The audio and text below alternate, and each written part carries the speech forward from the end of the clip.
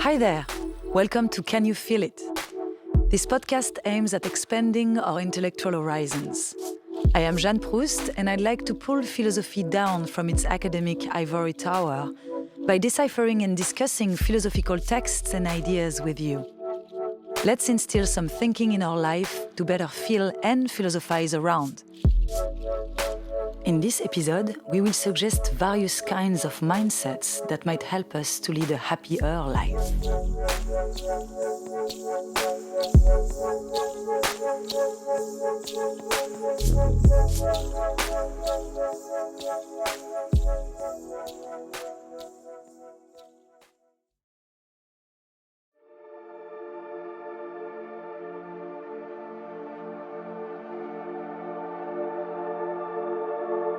Ma troisième maxime était de tâcher toujours plutôt à me vaincre que la fortune. My third maxim was to endeavor always to conquer myself rather than fortune, and change my desires rather than the order of the world. And in general, accustom myself to the persuasion that, except our own thoughts, there is nothing absolutely in our power. So that when we have done our best in respect of things external to us, all wherein we fail of success is to be held, as regards us, absolutely impossible. And this single principle seemed to me sufficient to prevent me from desiring, for the future, anything which I could not obtain, and thus render me contented. For since our will naturally seeks those objects alone, which the understanding represents as in some way possible of attainment, it is plain that if we consider all external goods as equally beyond our power, we shall no more regret the absence of such goods as seem due to our birth, when deprived of them without any fault of ours, than our not possessing the kingdoms of China or Mexico, and thus making, so to speak, a virtue of necessity. We shall no more desire health in disease, or freedom in imprisonment, than we now do bodies incorruptible as diamonds, or the wings of birds to fly with. But I confess there is need of prolonged discipline and frequently repeated meditation to accustom the mind to view all objects in this light. And I believe that in this chiefly consisted the secret of the power of such philosophers as in former times were enabled to rise superior to the influence of fortune, and amid suffering and poverty enjoy a happiness which their gods might have envied. For, occupied incessantly with the consideration of the limits prescribed to their power by nature, they became so entirely convinced that nothing was at their disposal except their own thoughts, that this conviction was of itself sufficient to prevent their entertaining any desires for other objects. And over their thoughts, they acquired a sway so absolute that they had some ground on this account for esteeming themselves more rich and more powerful, more free and more happy than other men who, whatever be the favors heaped on them by nature and fortune, if destitute of this philosophy, can never command the realization of all their desires.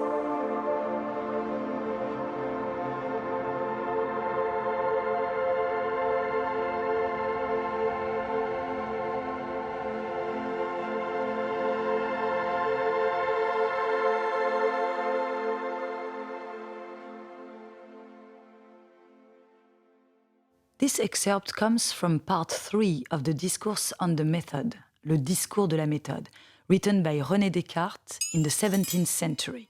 Therefore the language, pardon my pronunciation here.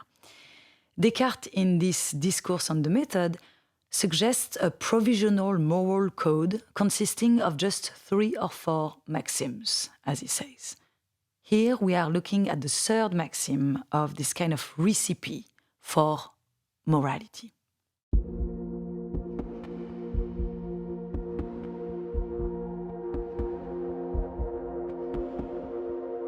In our last episode, we put into question the idea that happiness is the main or ultimate goal of our life.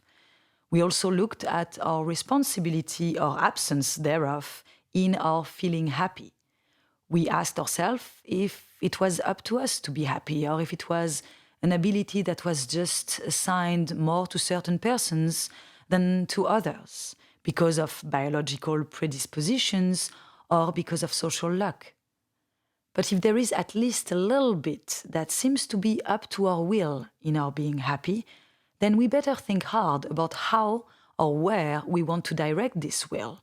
We better identify clearly what are the things we should seek and the ones we should avoid. Often I hear from friends of mine, you think too much, just go with your gut, don't overanalyze and you will be better off. Well, if there is a little part that is up to us in our being happy, then I do think that we need to think before we need to will. We need to think about what we should want, what we should avoid, in order to get into that mental attitude that we might be able to partly influence. So let's look at what philosophers had to say about that and start with a very famous proponent of hedonism called Epicurus. Epicurus is asking us to distinguish between good and bad pleasures, to distinguish between good and bad desires, and limiting the latter. So first, let's distinguish between pleasure and happiness. Pleasure seems to have to do with more something ephemeral, fleeting. It's partial or fragmentary. It seems to be concerning a specific organ, a part of the body, or a specific sense. Even a specific idea gives us pleasure, sometimes a thought, but we can still be very unhappy while experiencing pleasure. While happiness has this lasting or sustainable connotation to it. It seems to be more a state of continuous contentment and satisfaction, no matter what causes this satisfaction or pleasure. So certain pleasures, short-term pleasures, according to Epicurus, might have to be avoided or limited at least in order to actually be happy in the long term. Now let's dispel a common cliché about Epicurus straight off the bat. He is not about carefree carpe diem, okay? Which means seize the day. He is not just a careless YOLO type of guy at all. YOLO! He's somebody who actually thinks very deeply about the types of desires we might need to avoid in order to be happy.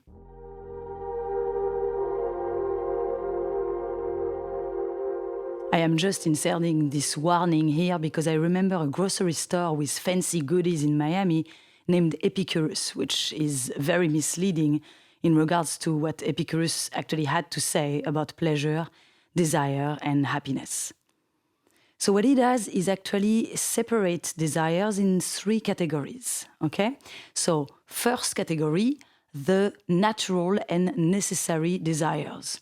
Those are about, being thirsty, for instance, and being willing to drink water, demanding a minimal amount of shelter, for instance, or a minimal amount of food.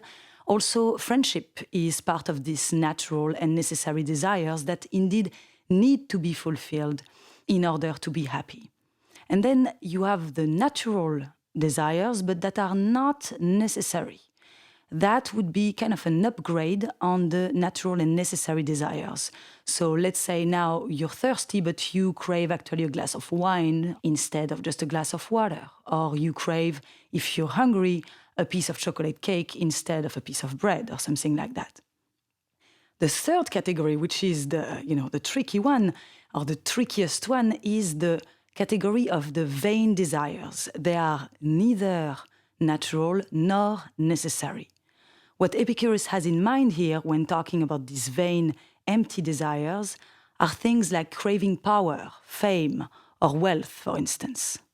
So he advises for us to eradicate entirely our unnatural and unnecessary desires, doomed as vain and empty. But also, he advises to limit our natural and unnecessary desires, the second category. So this upgrade category I talked about, namely willing, for instance, to eat a chocolate cake or something like that. So why does he ask us to limit those? Well, not only because too much immediate pleasure can become addictive, and we might easily get used to it, and if or when we end up not being able to afford the satisfaction of these desires anymore, we would suffer from that lack. But also another reason why we should limit these natural but unnecessary desires is that they might end up dulling our palate. That's what we call today the diminishing marginal utility in technical terms. That just means that the more you do something, the less pleasurable it actually becomes. Like going to the restaurant. I remember being ecstatic as a child when we would go to eat at the restaurant, precisely because it was rare. If you go every day, it becomes normal and less exciting. Just a side note here, I'm not so sure that all pleasures actually diminish in their intensity the more you indulge in them. Take wine or cigarettes or sex, for instance. It seems that the more you experience these activities, the more they become pleasurable. So I'm not sure that, this diminishing marginal utility is a valid argument for all types of pleasures. So to go back to what Epicurus is saying, by promoting a limitation of our desires, he really calls for a negative definition of happiness. And indeed, he identifies happiness to ataraxia, namely the absence of troubles of the soul, and aponia, the absence of physical pain.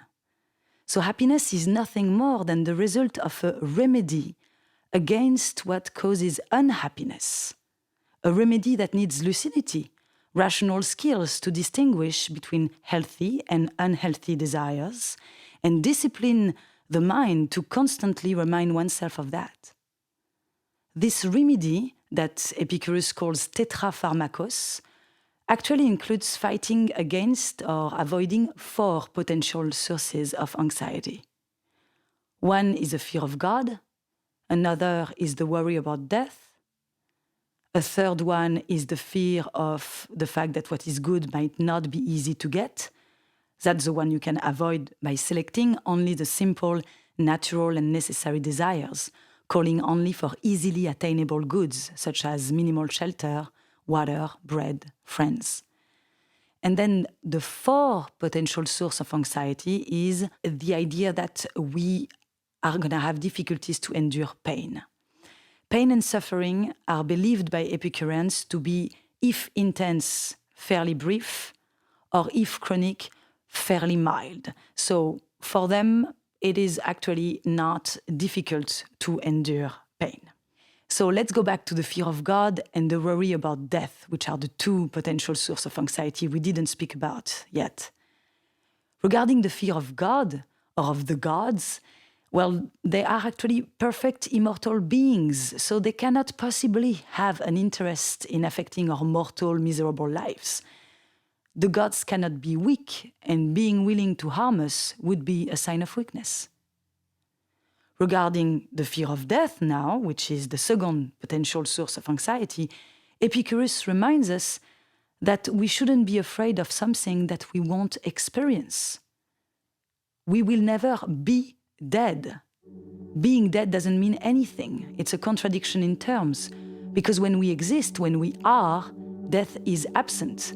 And when death is here, we are not anymore. We can go back maybe to this theme about death in another episode, shortly after this one. But for now, let's say that parallelly to this tetrapharmakos, this 4-fold remedy, Epicurean philosophy advocates for temperance, and that's also a very important point. People need to work on remaining even-tempered, on avoiding mood swings, fits of temper like pest. This idea of temperance is actually also found in other ancient schools of thought, for instance, Stoicism.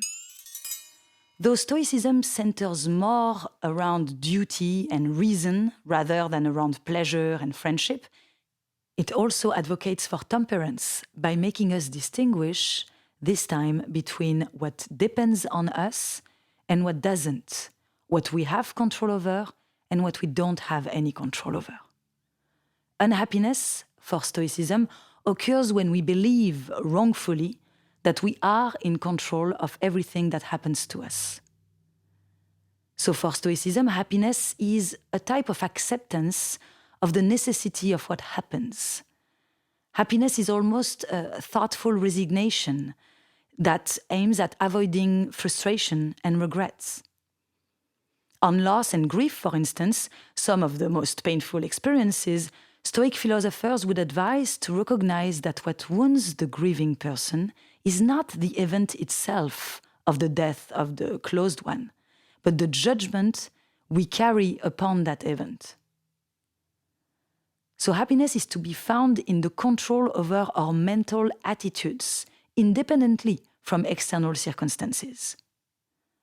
The legend says that Epictetus, one of the central defenders of Stoicism, had his leg broken by his owner when he was a slave, and that his reaction was absolutely emotionless, given that he had no control over the cruelty of his master. Just like for Aristotle, Epicurus, and for the ancient generally, to be happy here has less to do with a good natural disposition than with a rational, almost moral effort. The root of happiness is to be found in the practice of philosophy, in the training of our ability to think adequately. And you find this idea in Descartes as well, whom we read at the beginning of this episode. We need to be able to accurately evaluate the feasibility of our desires, to put our desires in accordance with our capacities or realities we barely control. So Descartes says that it is better to change our desires rather than the order of the world. That's a famous quote from him, but what he means by that is that we need to adapt our desires to our abilities. Descartes illustrates this by a metaphor of a big and a small boat full of liquors, both of them. If the small boat wants as much liquors as the big one has, it's gonna drown. I cannot choose certain given facts in my existence, but what I am responsible for is how I decide to interpret these facts. I am responsible for the way I look at what I can control and what I cannot control. And just a side note here, Descartes also points out yet another thing to avoid in order to be happy, namely indecision. So for him, we really need to work on making our willpower stronger and as well guided as possible by reason in order to not fall in this paralysis of the will. So all that is pretty joyless as a conception of happiness. Ancient philosophy gives, as I said earlier, a negative definition of it. Being happy is to not suffer, to stop suffering for what makes us unhappy, to avoid what makes us suffer. So to be happy is to be ultimately the least unhappy possible. Another reproach that could also be made to classical philosophical theories about happiness is that they are often solitary. They focus more on the individual, on his will, his desires, his personal discipline, independently from the others. I insist on the his here because another thing that we could say against classical philosophical theories is that they definitely focus on the power of men. But this solitary aspect of these theories takes me to another crucial point about what actually plays a huge role on our happiness, our relationship with others, which shouldn't come second in our assessment of what happiness is.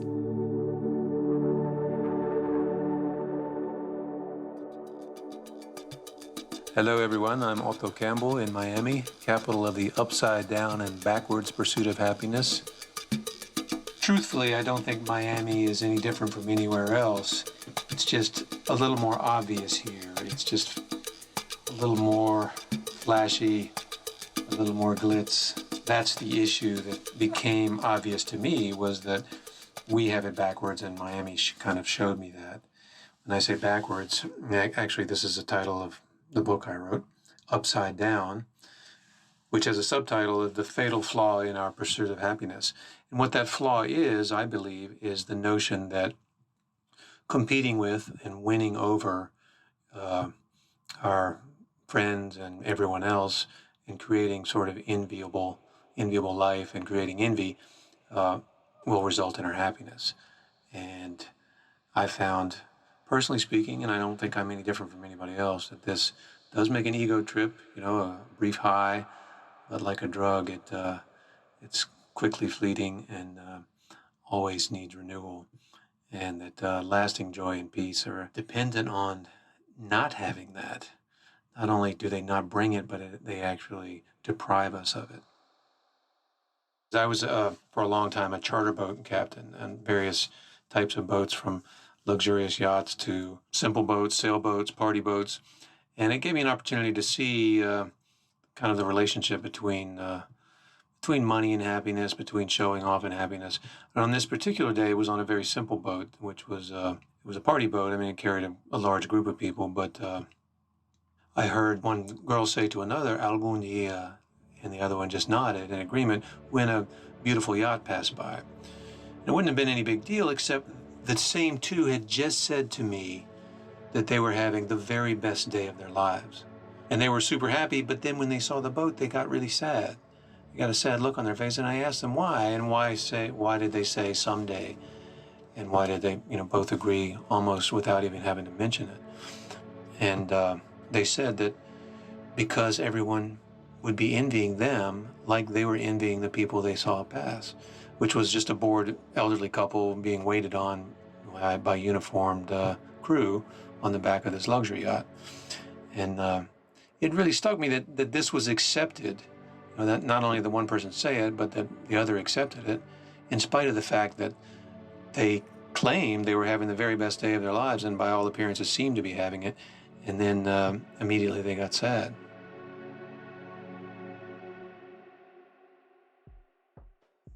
Kind of along the same lines, I was involved myself with kind of a minor celebrity at one point, but a fairly well-known name, and her friends were even more famous, and she went to all the right places and knew all the right people and was envied by everybody. And and I was kind of attracted for the same reasons. And this person was, I'm not going to say suicidal, but it wouldn't be surprising to hear that something like that had happened. And she worked really, really hard to try to be happy. And I think, worked on herself, tried to do the right things, but the allure was just too strong, the allure of envy that you could see in everyone around her. I can say in my personal experience too, I mean, even mentioning the story, now if I mention the names, people perk up. People say, oh, this person, and when your life is filled with people like that, and all you have to do around a regular person is just drop a name or tell a story, not even bragging story, just any story, and it gets you attention. And I think that it's extremely alluring, and then that we mistake that allure or that quick high for real happiness, but that it leaves us extremely empty.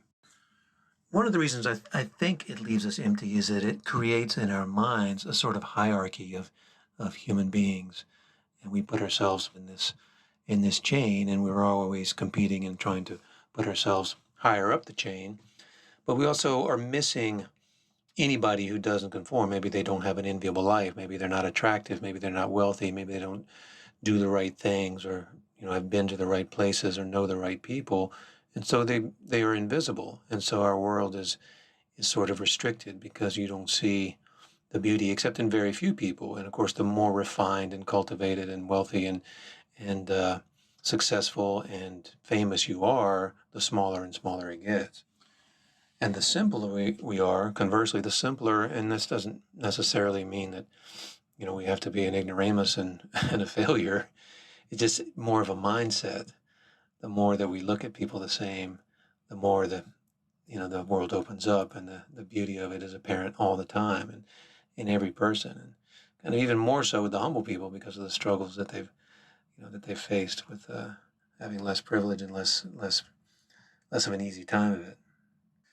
So this discovery prompted a bit of versifying. Have you been blessed to know the best in beauty, brains, and fortune, those in the know who run the show and have the greatest portion? If so, you may have noticed there's a challenge they all face. A pesky little bug that lives in every lofty place. Others catch it too, of course, and we'd exchange our lives to be that hot for what they've got. We'd kiss our souls goodbye. But more than less, this bug infests the shining and outstanding, and costs them more than truly precious than they can imagine. The simple, real, and true connections without competition, the deeper meetings of the soul, free from all pretension. It's not to say they can't achieve these at their higher level. It's just a great deal harder. Some blame the ego, some say devil. When we know we can impress with people, places, things, tell a story, bask in glory, or just drop a name, to be contented with true love when we can create envy is rare, it seems, so we all dream of wealth and fame, a pity.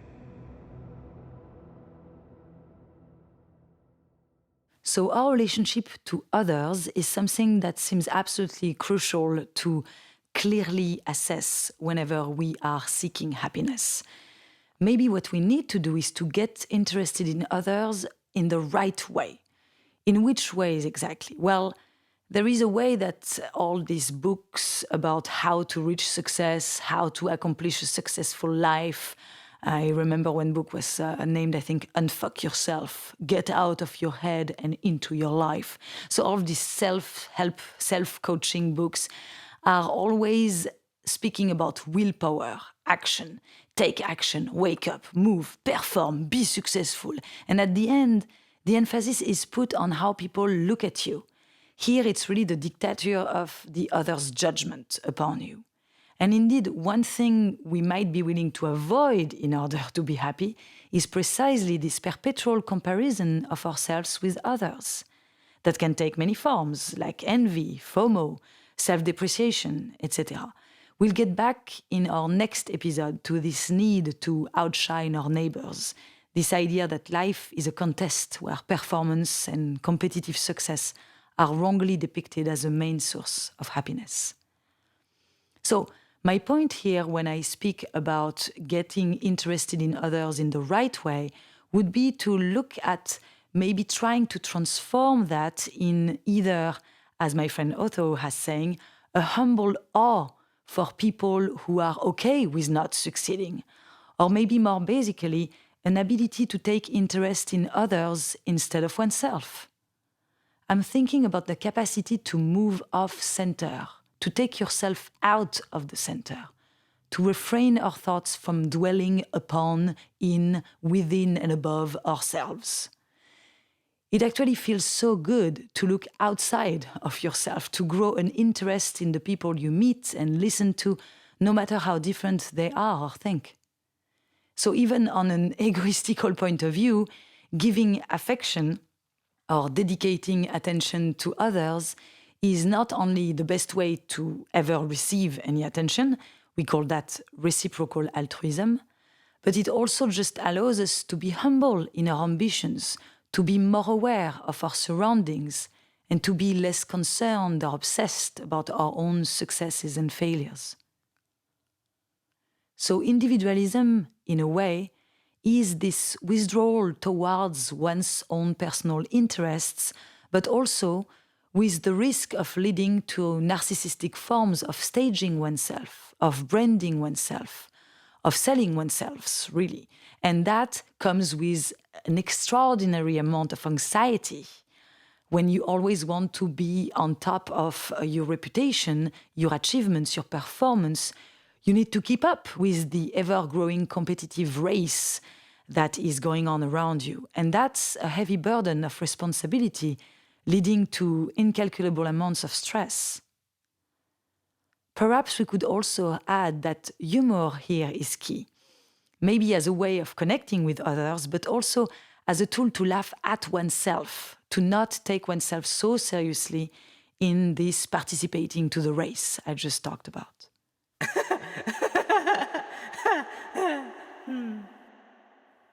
Another thing that has been often identified as a key component of happiness is the ability to focus on the now, the sensibility, curiosity to our present environment.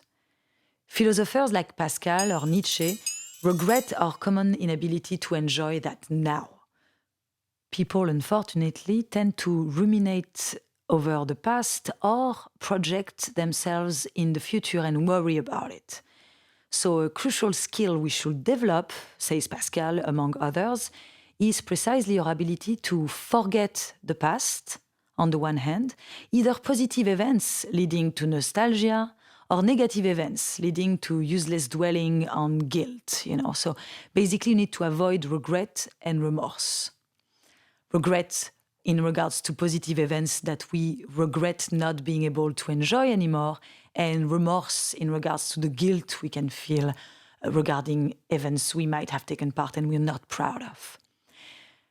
And you should also, says Pascal, another crucial skill that we should develop is about forgetting about the future as well. Too much anticipation is very detrimental to your happiness. There are so many things we can't control. Again, it's useless to be calculating all the possible consequences of our actions in the future. It actually gives you only vertigo and maybe makes you dive into torments of indecision, comparing present circumstances with other circumstances that we imagine better, more agreeable. This very hope somehow is something that prevents us from realizing our present well-being, that we are too often realizing retrospectively instead of on the moment. This sensibility towards the spectacle of the present also requires a certain intellectual maturity or lucidity that philosophy can bring. So instead of cultivating the will with accomplishment, success, productivity, which is what society urges us to do, we need to cultivate the senses and the intellect for the pure sake of cultivating them in a disinterested manner. We can note here that it is not what Nietzsche's opinion is. For him, happiness doesn't reside in some peace of the soul or wisdom of detachment, a supposed wisdom that actually minimizes unhappiness. Nietzsche says that unhappiness is part of life and we have to embrace it, to experience it. To live life to its fullest, we need to love our fate, amor fati. We need to say yes to life, to one's fate, not in a resigned way, but in a joyful, affirmative way. Parenthesis close. So what Pascal and still Nietzsche tend to say is that we need to allow ourselves to get surprised, intrigued, and marveling at what is, not by considering it necessarily good or as something that we should be grateful for, but something at least stimulating, worthy of our interest. While all that sounds great now, it seems that we are here assuming that there is much that is in our control. And as we saw in the last episode, having control over our feelings is not equitably distributed biologically, nor psychologically among us. But maybe it is also a muscle that needs training, discipline, the same way someone with natural gifts in music or sports, for instance, can still, with training, become relatively good at playing tennis or the piano. People often ask me why I ended up studying philosophy. And I think one of the reasons is precisely because it brings a sense of perspective, but also of detachment, almost a joyful indifference to ourselves and to the place we have in that world in a way. But at the same time, paradoxically, it also fuses a great intellectual or sensorial curiosity towards that world. Philosophy for me, or the practice of philosophy, is the very feeling of the impossibility to get bored. Philosopher is not a wise man or a wise woman. He or she is in love with wisdom, so we are lacking precisely wisdom. We are happy to be ignorant and to have so much to learn still. So philosophy isn't just an intellectual exercise or a theoretical research, it also has an existential dimension in the sense that it is supposed to make clearer what we really are looking for, but also just detach ourselves from a certain race that we are being thrown into. Philosophy allows us to keep a surprised and amazed look on things around us, on people around us. It helps us marvel at the world, and it really feeds into this ability to see it anew. When people speak to me about boredom, I really have difficulties to picture what they mean. I do remember being bored as a child as this relative experience of having to do something or to not do something, to wait when you would rather be doing something else. But when you learn how to wear philosophical glasses, everything becomes potentially interesting. You almost get overwhelmed by how rich what we are facing every second is, if we were to dedicate attention to the trillions of details we are experiencing. So philosophy isn't just an intellectual exercise, a theoretical research, it also has an existential dimension, in the sense that it renders boredom impossible, but also because it helps making clearer what we really should be looking for, what we should desire, and what pitfalls we so easily fall into when trying to be happy. I want to thank my friend Otho Campbell for his contribution to this episode. I also am thanking several friends whom I've introduced in other episodes. I'm thinking here about Clovis Pareco, for instance, who spoke about disability earlier. And I just want to add that I'm going to actually put out a little bonus on Stoicism, which is going to be an interview between me and Massimo, who is a great specialist on Stoicism, and what he has to say would be a great addendum to what we've been barely touching upon in this episode.